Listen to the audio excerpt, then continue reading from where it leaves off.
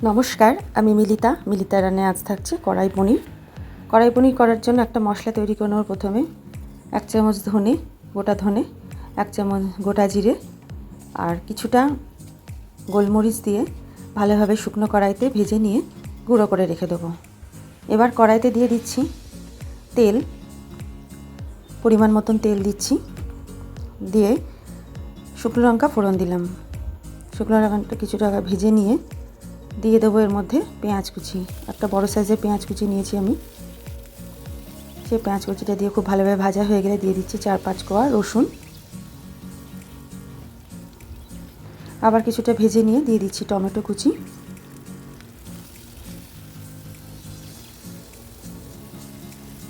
ভাজা ভাজা হয়ে এলে দিয়ে দিচ্ছি কাজু বাদাম বেশ খানিকটা আর সামান্য পরিমাণে লবণ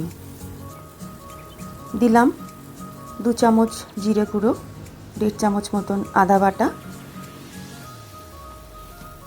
খুব ভালোভাবে কষিয়ে নেব। দিয়ে দিচ্ছি কাশ্মীরি লঙ্কার গুঁড়ো 1 চামচ। সমস্ত মশলাগুলো কষিয়ে নেব খুব ভালোভাবে একটু জল দিয়ে।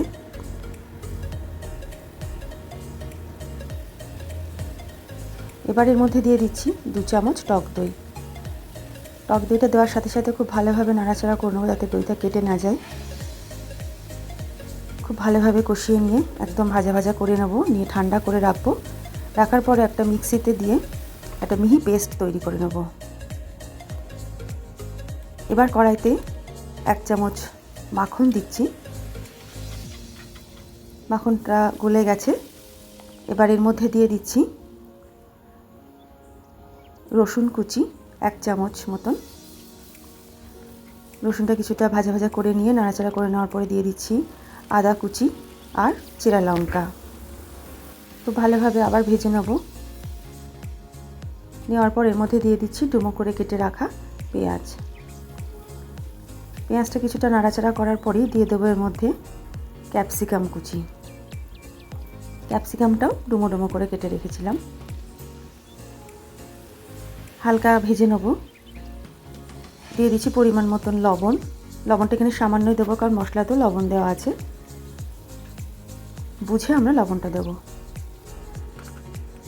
হালকা সিদ্ধ হয়ে এলে দিয়ে দিচ্ছি পেস্ট করে রাখা মশলা।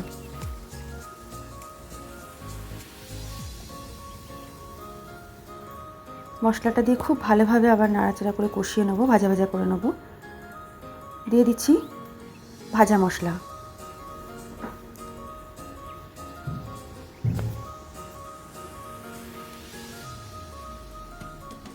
আর দিচ্ছি কুচনো টমেটো। টমেটোটা আগে দিলে পুরো গলে যেত, তাই টমেটোটা পরে দিয়েছি। ভালোভাবে ভেজে নেব এবং কষিয়ে নেব। তেল ছেড়ে আসলে এর মধ্যে দিয়ে দেবো টুকরো করে কেটে রাখা পনির এখানে আমি 200 গ্রাম মতো নিয়েছি।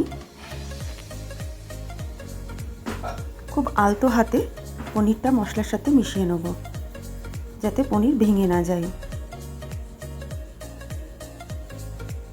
এবার উপর থেকে ধনেপাতা কুচি আর কিছুটা কাসুরি মেথি গুঁড়ো করে ছড়িয়ে দিলাম।